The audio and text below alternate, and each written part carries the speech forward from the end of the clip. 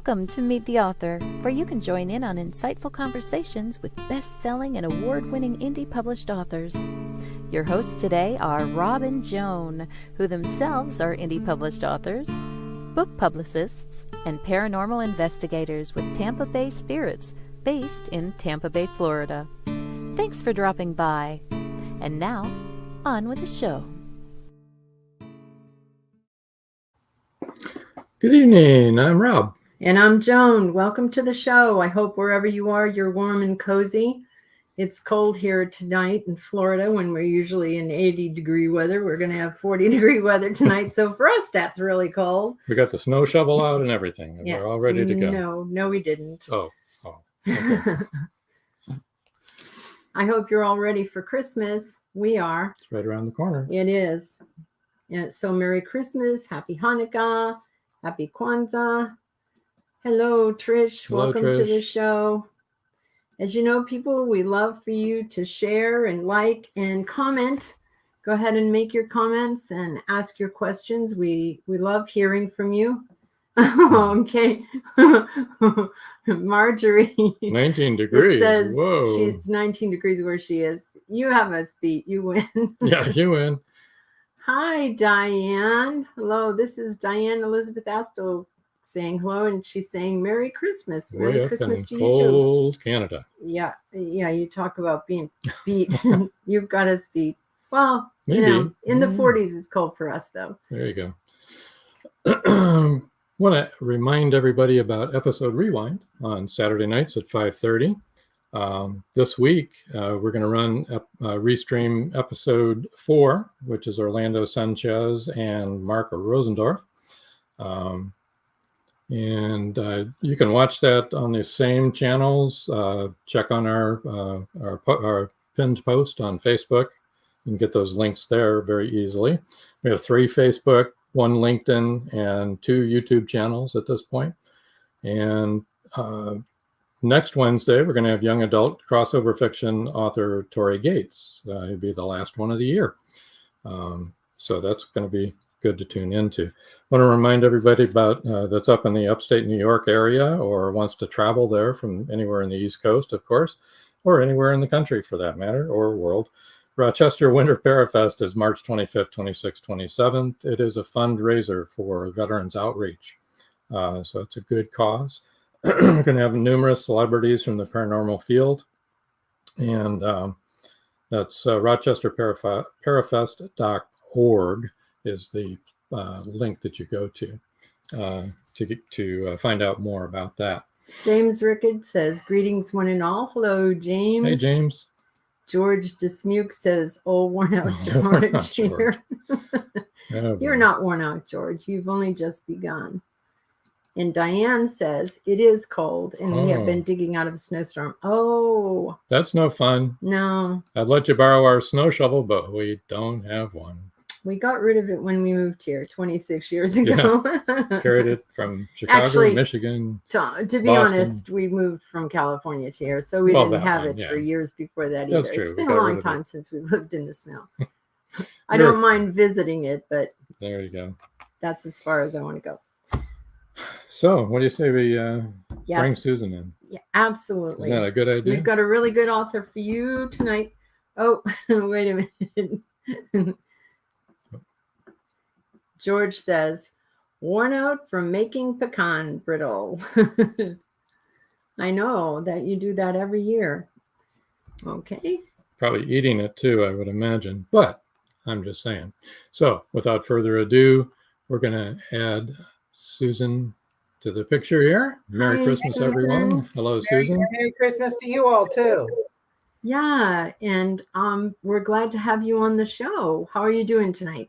I'm doing just fine, thank you. How is it in Oklahoma? Are you still warm? Fairly warm and dry. We're supposed to beat several records in the next couple of days. Heat records. Yeah. It's been a very strange year, hasn't it? Weather-wise. Very, yeah. Last year we were having ice storms and snowstorms and cold snaps and all kinds of stuff. And this year we haven't had any rain since 1st of November. Yeah, it's been so odd. So very odd. Yeah. And then we have other things to deal with. Yes. Trish says, hello, Susan.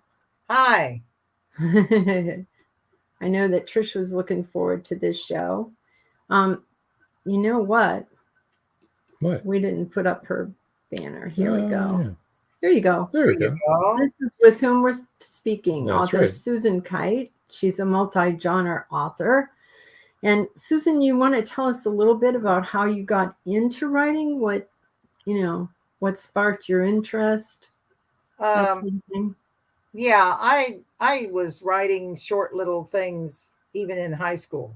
You know, some of the classes get boring, and but I never finished anything. And most of them were like stories of Mr. Spock or I love Voyage to the Bottom of the Sea, stuff like that. And so that was mainly what it was. And then when I got married, the story stayed in my head. I did write one that I put into a little back in the day. You remember those days when they used dittos to make copies of stories. Yeah, I'm dating myself, but it didn't go beyond that until my kids had a boy and a girl, till they were in high school, almost ready to graduate. And then I decided I wanted to write what was floating around inside my brain. And so I did. And then somehow I ended up gravitating to the fan fiction again. So I have a whole bunch of fan fiction stories, but I wrote a whole bunch of those. And just finally one time I decided, I would love to be able to actually publish something, because the fan fiction has to stay on the internet. It doesn't get published unless you want someone breathing down your neck in court, because you violated their copyright. But I mean, seriously, some of them will. They will. Oh, I yeah. know. Yeah. I wanted to ask you, what kind of fan fiction did you write? I started out with Zorro, and I think we're going to go full circle to that one before we're done. Okay.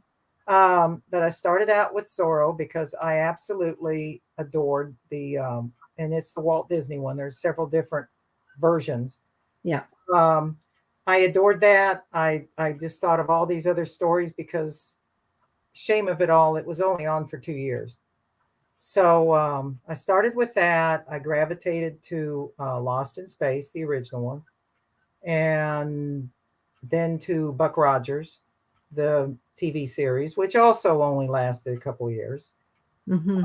Yeah, I did. And I did a bunch of Voyage to the Bottom of the Sea. I think that's probably what is most represented on. And I loved all of those shows. Yeah. Trish Pipkin says, I've been working on Christmas presents all day. I'm not even close to being done. I'm making them, which I now regret. I've done that myself. And George says, Santa is going to be wearing Bermuda shorts this year. Yeah, well, if he comes to Oklahoma, he will. And Trish said she loved Buck Rogers. I did too. Yeah. I know Trish has met Erin Gray a few times. We loved her in that. She was really good. Oh, yes. I met her and Gil Gerard and Felix Silla. God rest his soul. Yeah. And at different cons. Yes. And yeah. The one that played Hawk, and all of a sudden my brain is just going. Tom. Yeah. Thomerson or Tom. Yeah. Yeah. It's Tom. Yeah, Trish, she mentioned Gil Gerard, but who's the one who played Hawk? Wasn't his name something like Tom Thomerson?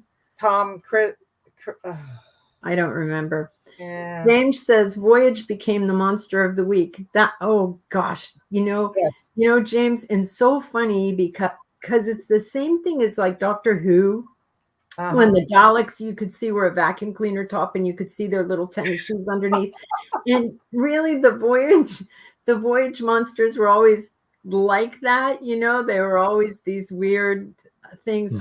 They were funnier than they were scary.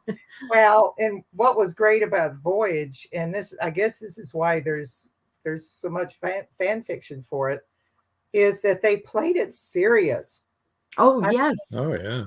Lost in Space got silly. They had Dr. Smith, and it just got silly. Yeah. And when I wrote Lost in Space fan fiction, I think I got rid of Dr. Smith the second big story I wrote. Just got rid of him. I didn't kill him off, but I got rid of him. But the joke is that they would get through with a Lost in Space monster, and then move it over to Voyage and use it there. They were very similar. That is very true, very accurate. Well, it was the time, it was the year. We didn't have the technology that we have nowadays. Oops, sorry. Trish said, "Yay, I can't stand Dr. Smith." I know. And I think on the new series they made him a her. That's even worse. Yeah. I don't know. I haven't seen it. So the new series? I think Netflix has had a new series. I don't know. I've watched it. Yeah, we've watched it, every episode. Oh, okay. I liked it. I enjoyed it. Was Dr. Smith a girl? Yes, Dr. Smith was a woman, but there was a whole different backstory. I'm not going to give you any spoilers. It's worth watching. It's nothing like the original at all. It's a serious sci-fi. Good. Yeah, Trish just said no spoilers. I just said, Trish, I'm not going to give away any spoilers.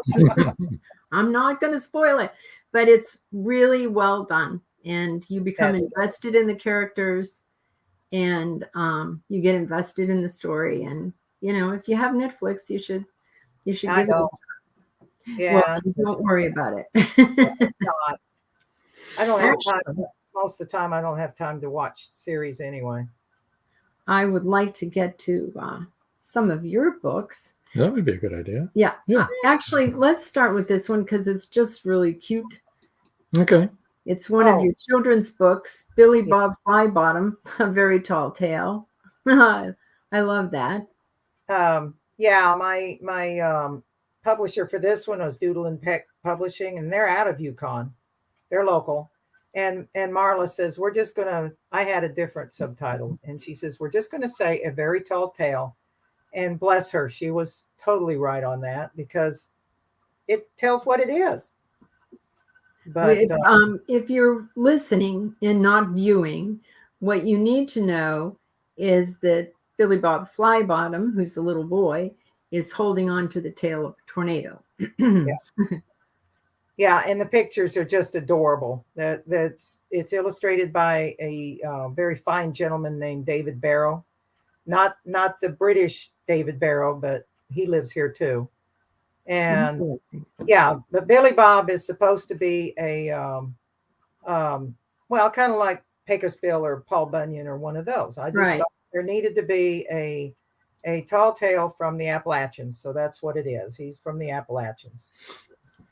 James says, cute cover. It is a very cute cover. And I wanted to bring up some of your other books too. Let's see. How should we do Realms of the Cat next? Oh, yes. That was another one that I had a lot of fun doing because that one came out in 2018. It was actually very loosely based on pets that we had owned. So the main character, TB, we did have a cat, a black cat named TB, which stands for toe biter. And anyway, he thank you. The cow, I thought the cow in the tornado was cute. Anyway,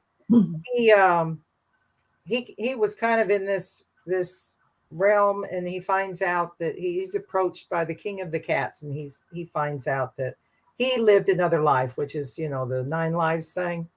I just kind of played on everything. But he goes back and gets some of his old buddies, including a dog and another cat. And they're trying to save the little girl that he used to live with, who's been kidnapped and sent through an interdimensional portal. So it's strictly fantasy. It sounds like a lot of fun. I mean, I like interdimensional portals. That's a cool thing. Trish says, "Ooh, a black cat. I am owned by a black cat." I'm on my 2 right now. Are you? Oh, yes. Yes. Scamp, and who was a feral. He was a feral baby. And then we picked up a neighborhood cat. Then we called him Zorro. Good But name.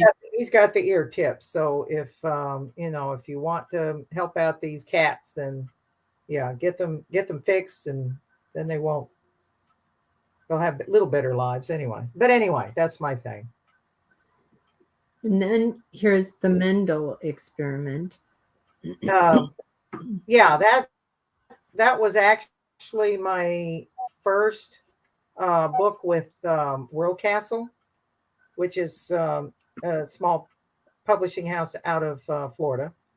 And this one was science fiction. I have had people tell me it's fantasy. Whatever. I call it science fiction. Yeah, it deals with genetic experiments, and these kids are kind of plunked on this planet that humans can't live on. They've been genetically enabled to do that, and they have some different they have the ability to live from environment to environment. So the main character in this one, Corey, she and her group live in like a jungle, and there's some that live in the mountains, and they have each adapted so they can do that. And then I won't spoil it, but there is another group that's kind of aliens. Yeah, I got to have the aliens in some of these, but Oh, yeah. Well, sure. Definitely. They have yeah, they have their rights, Yeah. of course they do, and the scientists end up being the bad guys, and that I will tell you. I like my aliens. I don't like them all nasty. So that I had then that's where the Power Stone of Alagol came from, because Alagol was the planet that the aliens came from. Let's bring that up. The Power Stone of Alagol. Yeah, that was the third one. That was the third one. Yeah, we just jumped to that because you mentioned it. I mentioned it, and that's okay. Yeah, Blue Fire was the second one. I'm kind of jumping all over the place. That's okay. We'll put up Blue Fire later, but go ahead with what you were saying at the Power Stone of Alagol. Alagol was the planet the aliens came from, and they were having issues, and the scientists were really not nice people in all 3 of these. So, but Corey has to find some new some power that she didn't know she had inside in order to help these people. And I have kind of drafted a 4th one. I don't know if it'll ever hit print, but well, I hope so. Yeah, I bet it will.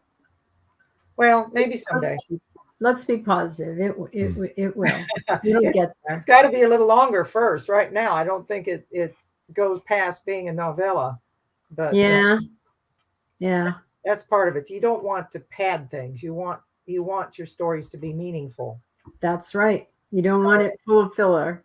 Yeah, people don't want to read that. right? They're like, no, they'll know. Yeah. Oh, yeah. They'll be like, what do I care about this? Yeah. What does this have to do with anything? Yep. Exactly. So I get it. You just kind of are at a stopping point as for the story, as far as your characters are taking.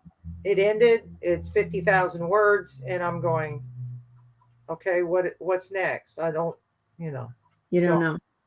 It'll come to you. Sometimes you have to put things down, and then you can take them up again. Yeah. Maybe they went on vacation. Maybe. Yeah, you've been working them too hard. Yes. Well, we did touch upon Blue Fire, which is on here. And that's the second one. Yeah, the interesting thing about this is actually the Mendel experiment. When I wrote the Mendel experiment, now that was the other problem. That one I wrote and wrote and wrote, and the story just kept coming. And when I pitched it to World Castle, she says, I'm sorry, but 120,000 plus words is too much for one volume. Yeah. So I did the dreaded cliffhanger.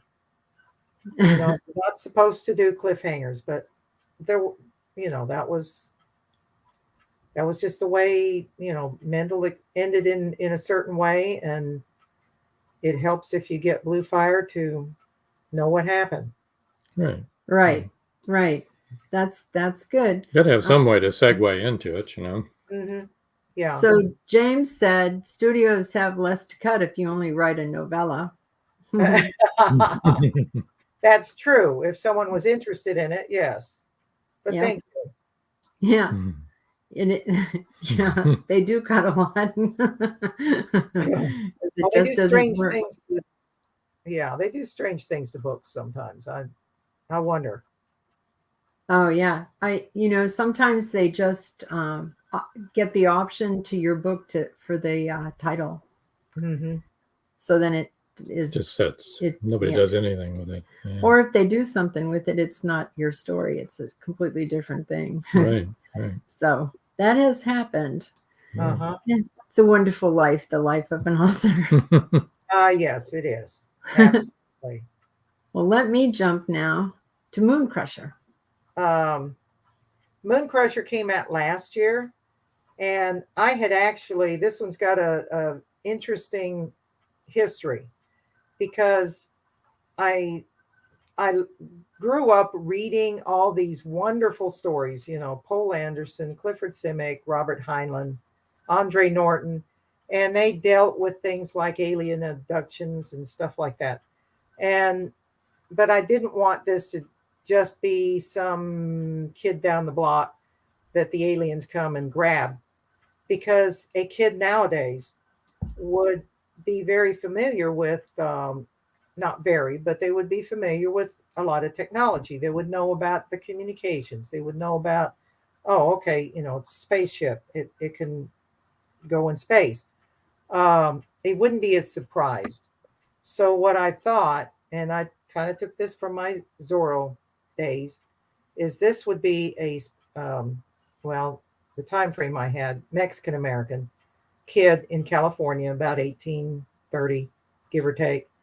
And he's abducted by these reptilian type aliens. And someone says, well, what do these reptiles look like? And I said, do you remember the Star Trek episode where Kirk is on this planet fighting this reptile, this lizard guy? Okay, think about him. And anyway, so here's this kid. His horse is killed out from under him. He's been jerked up into this spaceship. He's a slave. He, he doesn't know the language. He's scared to death. Obviously, he thinks he's in purgatory or something. And I build it from there, where he has to overcome this and become a viable member of this community on this ship. And that's basically what Moon Crusher is his. That's really interesting. So is this the boy right here that we're seeing on the cover? Basically, yes. I think the publisher did a beautiful job with that cover. That's great. Yeah. I was very pleased with that cover. Yeah, I like it too. And it is also a young adult sci-fi. Right. Obviously. Yeah. And we've had the discussion lots of times that, young adult books are really for everyone. Yes. Oh, Marjorie says, I love the Moon Crusher cover. Do you have a different cover artist for each genre or each cover in a genre? Actually, no. On the Mendel and Moon Crusher, those were all done by the publisher at World Castle. And the Billy Bob was done by like I said, David Barrow, and it was formatted by the publisher, Marla. And I'm sitting here going, brain death. If she's on here, please, Marla, anyway, but no, I don't. I have, my publishers mainly have. The only one that actually was designed and, oh, thank you, Diane. The only one that was actually designed by someone that I know was the first one, which was My House of Dreams, and that one was me and a friend of mine kind of designed it. She was going to actually do it, and said, and I couldn't figure it out either, the formatting of this outfit that we did it with. And so anyway, so she designed it. She sent it to someone. That was back before Amazon, the Create Space. And so we had to pay someone. But that's the only one. Everything else is done by the publishers of the publishing houses I'm with.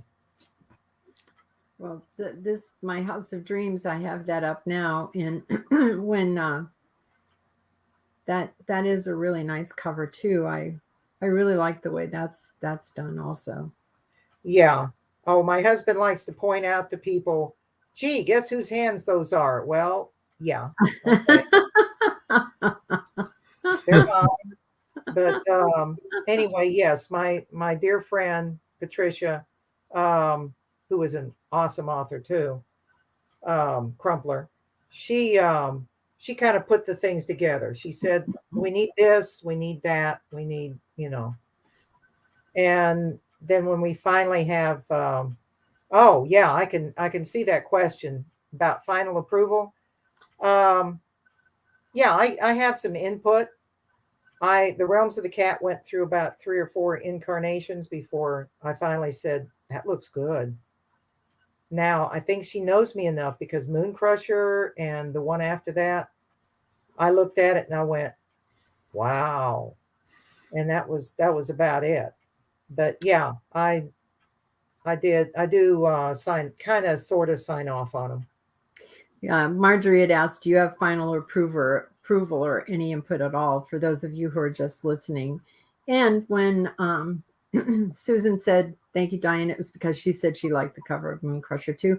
And I am really, really sorry that those of you that are just listening cannot see these, because they really are beautiful covers and we like them a lot. Yeah. But Moon Crusher is kind of stunning.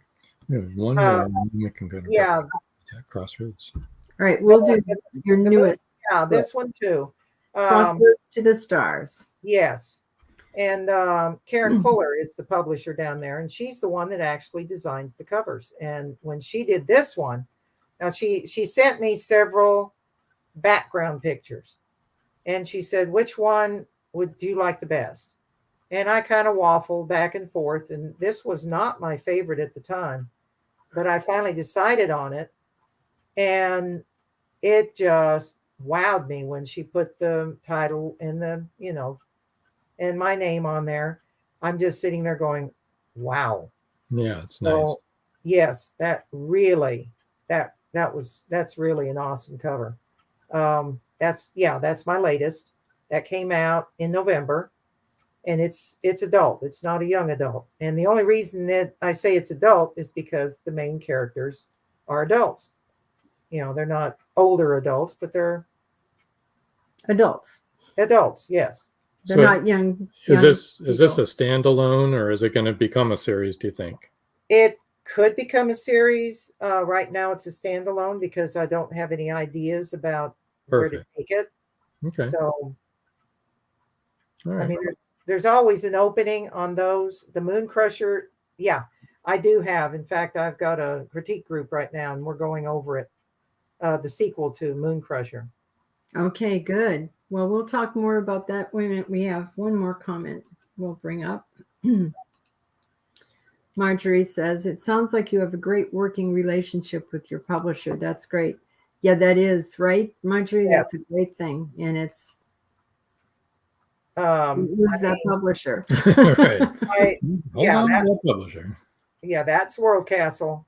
Yes, I do. And she is one that when she selects the book and puts it in queue and you edit it, then the publication date comes out, and you better be ready, because it's coming out. Yeah. Ready or not, here it comes. Okay, well, we're going to take take a couple-minute break, and then when we get back, we'll do our book giveaway. So stay tuned. And we'll also let you know how to get in touch with Susan. Perfect. So Thank you. Sounds like we got an interesting half hour to come. Yeah. Be right back. We'll be right back. Hey, look at us. We've got a new store. Yeah, we do. It's pretty exciting. What can you find there? We have a number of designs available on t-shirts, hoodies, coffee mugs, laptop and phone cases, pillows, and new designs are coming in all the time. Sounds like a great place to shop for authors and readers. Yeah, and it's easy to find. It's simple. Just visit indiebooksource.com, click on the store tab, and you're there. Many secrets are hidden within the darkness of the jungle. Behold, this one about a man, a woman, a black jaguar, and an ancient Maya legend. Two Faces of the Jaguar is a novel by George Dismukes that will take you deep into the jungle and capture your imagination until the last word. Two Faces of the Jaguar is book one of a trilogy. Two Faces of the Jaguar, where only the adventurous dare to read. Two Faces of the Jaguar, The Lost City, and The Jaguar's Quest are available on Amazon.com, Barnes & Noble, and many other bookseller websites. Two Faces of the Jaguar, the book people are talking about. Get your copy today.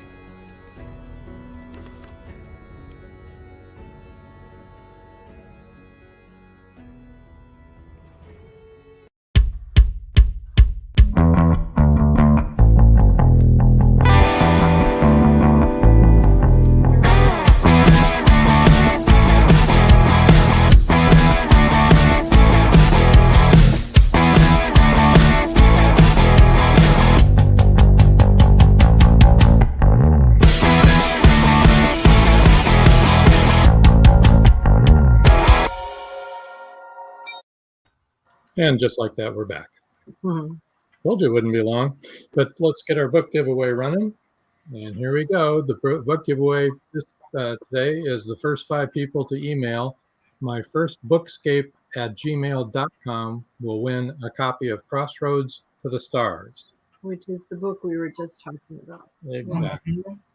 We were talking about the cover anyway. Could you, I'm sorry, I didn't notice that before. There's no my in front of first. Okay. It's All first right. Well, Bookscape. we'll Yeah, we need this to one. edit your email too then. All right. They won't get to you. Yeah, I won't get any, I won't be able to give away any books. Wait just a minute, There we folks. go. We're gonna That's the email, yes. That's the correct one for the book No. giveaway. I'll try to fix let's this one edit too. it How in about here. Sorry about that. that? No, that's okay.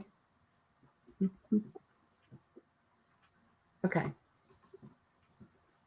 There we go. Let's try that. That should be right. All right. Hey, all right. Thank you. Firstbookscape@gmail.com. Woo! The first Okay. 5 people to email firstbookscape@gmail.com will win a copy of Crossroads to the Stars. That's an e-copy, right? Ebook. An ebook. Right? It's firstbookscape@gmail. And if you want to reach Susan on Pinterest, it's KITE_Susan, KITE_SUSAN, an underscore in between Kite and Susan. And if you're on LinkedIn, it's Susan-Kite- a whole lot of letters, but you can just find her under Susan Kite. It's 794-20722. But I think you'll find her without the letters. And her Instagram account is Susan Lee Kite, so SUSANLEEKITE. And Twitter is @FirstBookscape. And her website, where you can go and see what her books are, is www.bookscape.net. And you can also find her on Indie Book Source. That's right. Yep. So, Indiebooksource.com. yes. Thank you. Yeah, no problem. Let's get back to And your she likes to books. hear from for Oh, fans. absolutely. Yep. Remember, if you read a book and you like a book, leave a review. We need reviews, people. Yes. We don't get enough of them, do we? No. I don't know why, because, if you like the book, tell us what you like Doesn't about take but it. a second to do it. Well, So maybe then a couple minutes. I know whether I'm going to like it or not, because I like books that are like that, or that's how I like to read a book. Okay, so let's go back to Crossroads. Wait a minute, I'll take off this banner. Sorry about that. There we go. Tell us about Crossroads to the Stars.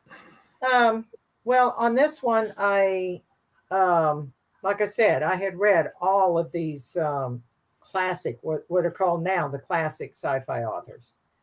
I was an Army brat. When we first would go someplace, the first place I would find where it was the Post Library, and that's the authors I'd find, and they wrote these classic, being able to go to the stars and stuff like that.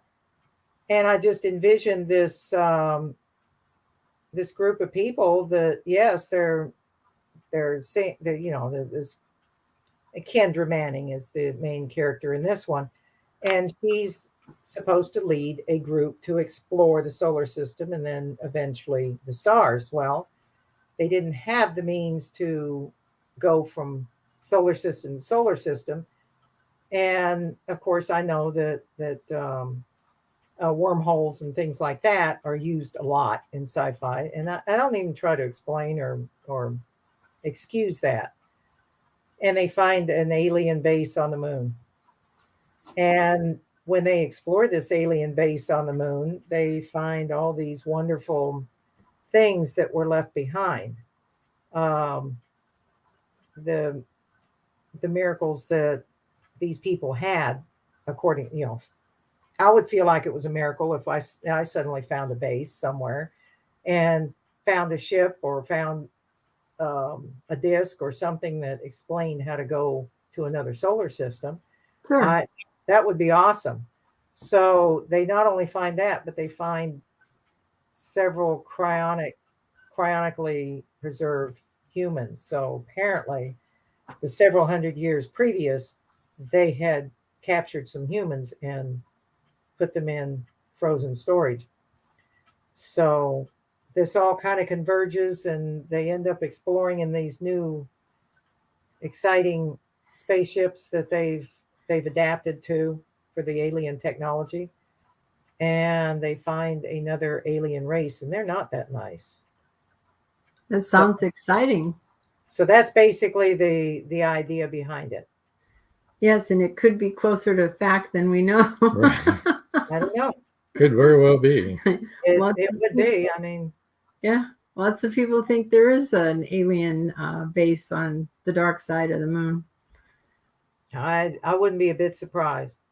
I mean, we've been here for what? I don't know, how many, depending on your beliefs, how many millennia, and who knows what's been going on in other places, Mars and the moon and stuff like that. That's right. Or Andromeda, or, Yeah, exactly. Who knows? Or California.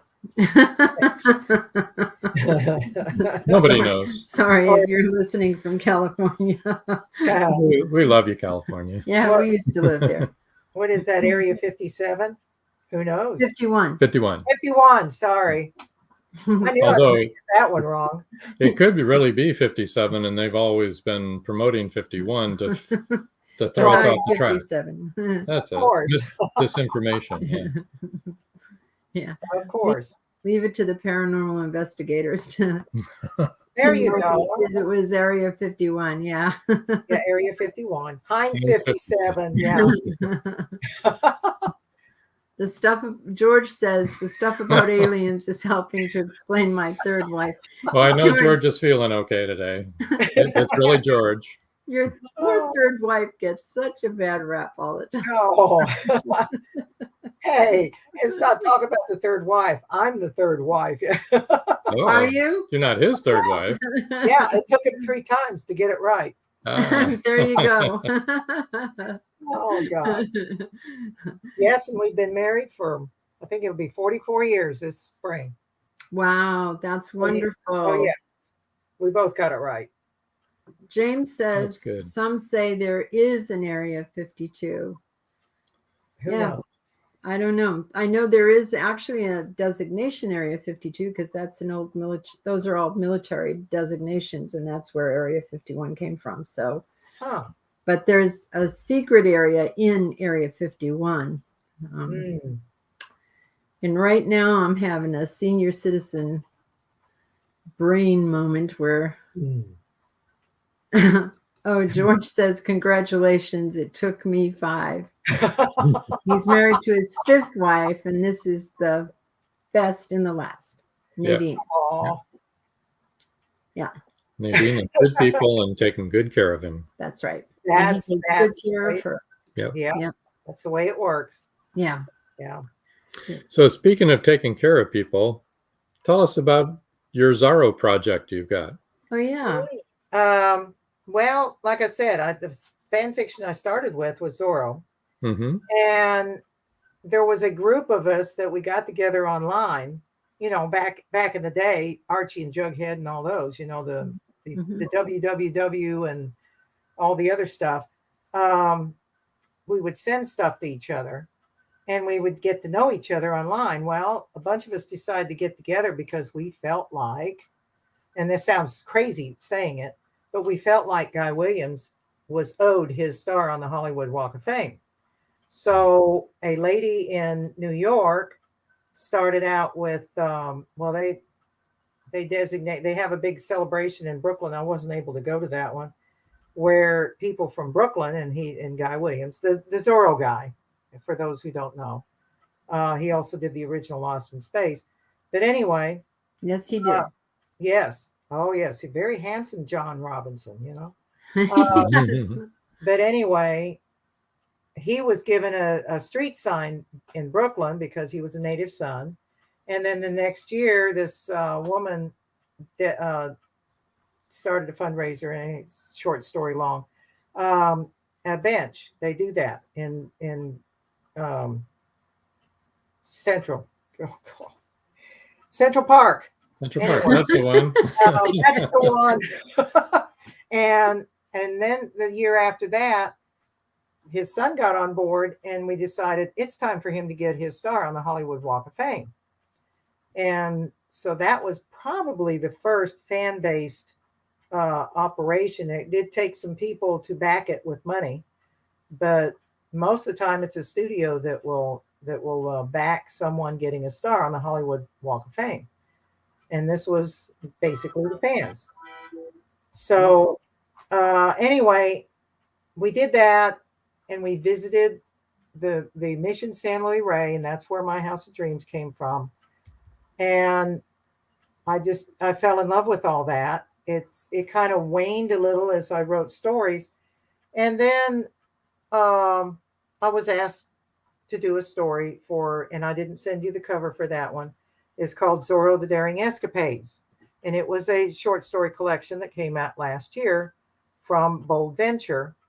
And they have reprinted all of the Zorro pulp stories that Johnston McCulley did. And plus they do brand new stories. So when that came out, and I had a little novelette that went in there, then I told them I had a trilogy that I had written, and would they be interested? And Audrey, the editor, she says, well, send it to me. And of course, I'm sitting there, I didn't expect that. So I'm sitting there furiously going through and doing line edits. And then I sent it off to her. And she says, I'm going to send this to Zorro Productions and see how they like it. So all these things have to go through the owner of the copyright. So Zorro Productions read it, and they said, yeah, you know, if you make some of these changes, so I made the changes. And so those are going to be coming out sometime. And I'm just pleased as punch, because that was where I actually started seriously writing, was with Zorro. That's really exciting. And it's fun too. It is. It's totally fun. Of course, people will say, well, fan fiction, you're taking already established characters. Well, yeah, you are, but you're putting them in new adventures, and and you still have to write a good story. Yeah, and if you do it right, you're going to stay true to the character. That's Yes. the hard part. That's almost harder because which was what you've the got to little stay. editing they wanted Yeah, her you've got to do. stay in that character. So. Right. I like fan fiction, so I like to read fan fiction. If you love something, you don't want it to end. No, of course and not. So that's why we have fan fiction, because we want to know what else is going on in those characters' lives. Well, and I'm just so tickled to death when I saw the covers. I'm thinking, I actually got the feeling that Francisco Silva, who's a marvelous artist, had read at least part of the book. He knew the little details in the cover. I'm going, wow. I mean, I was just so impressed, and I'm going to be happy to see them come out. I don't know if they'll come out, 1, 2, 3, or if they're going to come out at the same time. I have no idea. Either way, I'm going to be excited. Because we'll be looking forward to that. You're going to put that on your website, are you? Oh, yes. Keep everybody posted on it. I don't have the covers on the website, but I have mentioned that it's coming. Yeah. You sent me copies of the cover, but they were in the wrong format to be able to share them on the show. So, that's too bad. I think they were sent in PDF, and that's all I had. So and I didn't have the right program to convert them. So, and I didn't think about it, or I would have. And yes, thank you, Trish. Yeah, fan fiction can be better than the original. I mean, look at all the Voyage. Zorro was a good property. It was. Disney did a phenomenal job on this. It was he was kind of the American Western Batman. Really, and in fact, the creators of Batman even paid homage to Zorro, because that's where they got the idea. There's the Bat Cave, and there's the cape, and there's the So it's Zorro actually celebrated 100th birthday on 2019. Because the first story came out in 1919. The stories that Disney based the series on. Yes, by Johnston McCulley. Yeah, and he wrote them in pulp magazine. So that's why it's cool. There you go. That there's someone that's actually reprinting all these pulps. I'm just tickled. So it was my first series that I fell in love with was Zorro. Oh, yeah. I absolutely loved it. Knew the words to the song. I couldn't sing it now, but I knew it then. And we all played it. As kids, I have get the Z there. I have a cousin the same age as I am. We were born 1 week apart. Okay. And we got snowed in Ronkonkoma, New York. And he literally pummeled me to death playing Zorro. Oh, gosh. That's funny. Oh, James, thank you. James just sent us a converter. That's going to be really helpful. That was very sweet of you, James, to do. He sent us a free file converter for the change the PDF. So next time we'll be able to show it. And George said, "Did you know that Zorro is fox in Spanish?" Yes, I did know that. Yes, absolutely. Yep. Oh yeah, you need your cat, Zorro.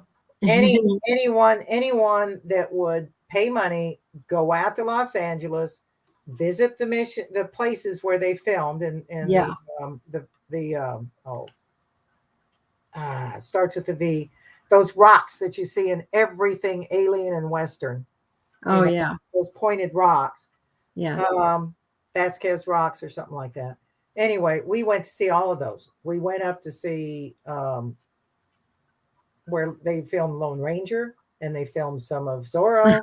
I mean, So you know that I know some of this stuff. I There you go. actually have a cape and a shirt in my closet. I didn't save anything else, but I You had should have, a plan. you should have worn it tonight. And, oh well. No, I'm gonna have to get me, if this, no, I probably won't. I'm too old for that. Nah. So George says, so we've got a fox, a bat, what else? A cat, Well, we had a cat. yes. We have this cat. And to be honest with you, the under contract is the prequel to Realms of the Cat. Awesome. So I'm excited about that. I have not seen a cover and I don't have a date. It's in queue to be edited. So no, I don't write about Spider-Man. Yeah, we got a spider. We've got a little bit of everything, but more to the point, Susan has Realms of the Cat and she has a black cat, which There is you go. perfect. I mean, if we're talking about a black fox and a black Oh yeah, a black bat and a black cat. well, Say that 3 times fast. I wrote a novella, and it got panned in I send things to the Florida writers every year. I don't know if I will this year, but I sent this little novella about, and it's a kid's book, about a tame fox. And I got panned for that because, and I realized that there was other issues and I need to work on them and try to fix them. But the one thing that they said that I will disagree with is they said, no, it's just a little too far-fetched that this fox would be so tame that it would help these 2 boys. And I was sitting there scratching my head because the idea came from a National Geographic where some scientist in Russia was taming foxes to show how dogs might have become domesticated. And they said that by about the 10th generation, the foxes were sitting there wagging their tails and stuff like that. And then the other day I saw a video of a fox wagging his tail. And I'm going, that's weird. But hey. It proves that your idea was not far-fetched. Right. No, I just need to work on the actual story. I remember the story of the gorilla that saved the little 5-year-old boy who fell into his enclosure. The silverback picked him up and held him because the female gorillas were coming to protect their offspring. So he protected that little boy until the zookeeper came and took him from him. And then there was that picture of the orangutan. An anthropologist had fallen into a mud pit, and the orangutan, there's this picture of the orangutan leaning over, his hand down, reaching out to the man, and he pulls him out. Oh wow. So, yeah, animals are amazing. They're just really amazing. And then the dolphins that have saved sailors and stuff like that. Yeah. Yes, and children too. They've saved children, and if people are out and there are sharks around, the dolphins will actually form a barrier and not let the sharks attack the people if the dolphins are there. I just love animals.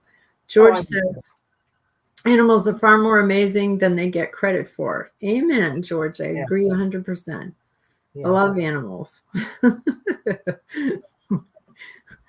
That's why you love me.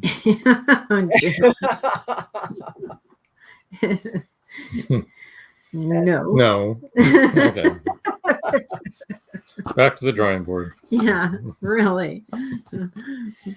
Back to Susan's books. Is there anything else you'd like to talk about, Susan, before we wind down the show? Well, gosh, I feel like I've talked so much that I didn't know if anyone else might have any questions, but I guess they would have asked if they had. Well, let's open it up. Yeah. If you have any more questions, we're in the last few minutes of the show here. So anyone has any questions or comments, it'll take a minute for them to type them up. In the meantime, are you traveling over the Christmas holiday at all? No, we actually did that before this. We went the week after Thanksgiving out to Pigeon Forge and in the Smoky Mountains. That's right. and spent a Yeah, week. Yes. Yeah. Yeah.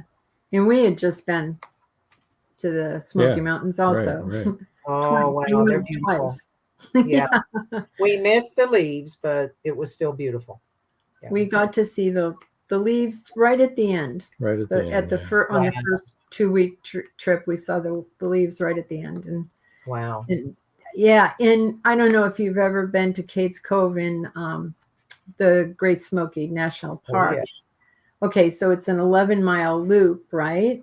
Mm-hmm. There were so many people there that it took us 3 hours to do the 11 miles.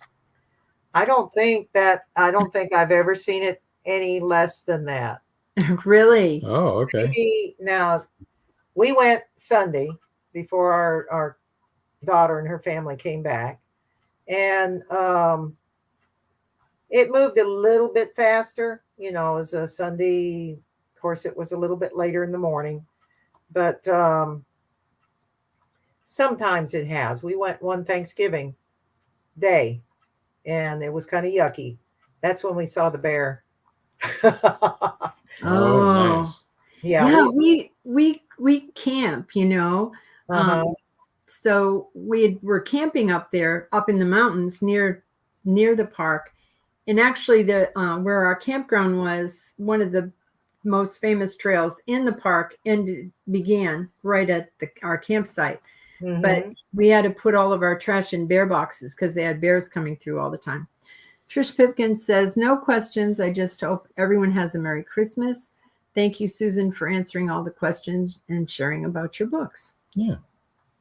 I guess the only other thing I might mention is that if Billy Bob is successful, I've got another Billy Bob story.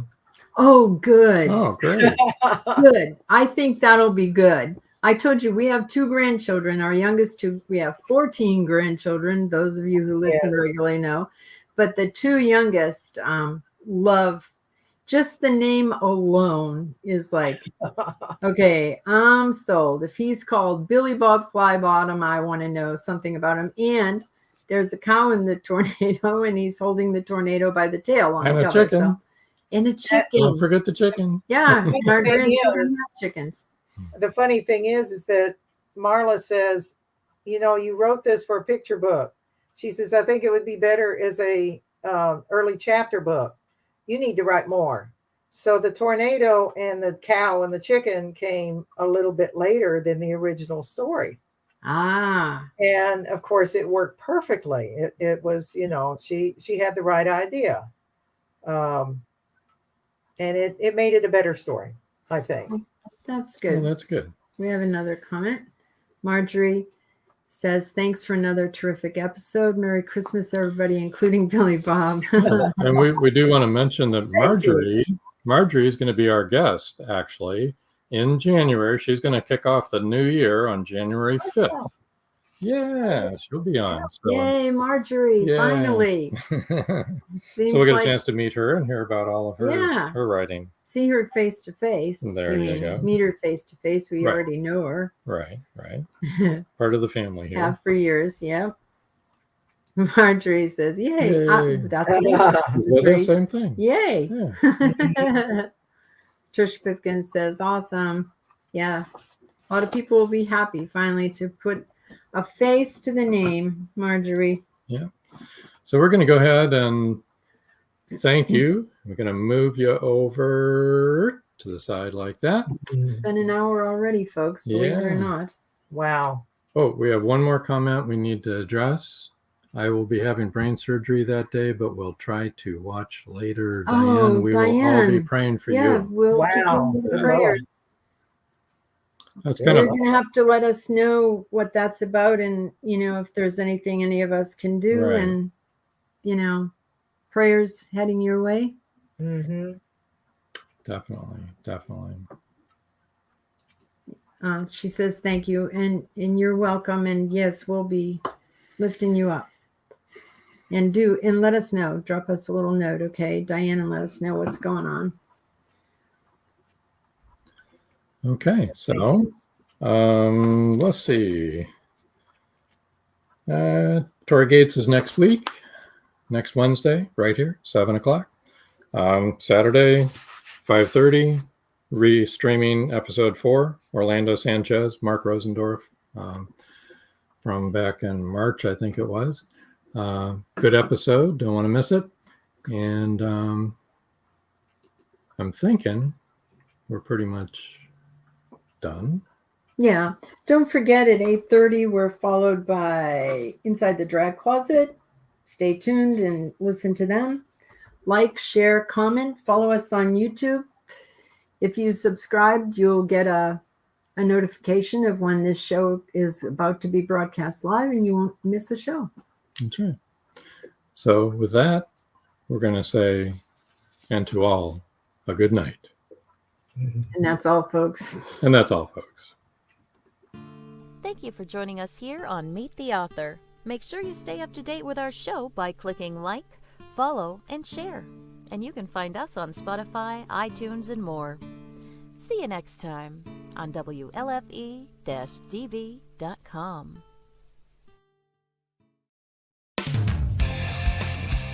You've been listening to WLFE-DB.com, where our shows are your shows.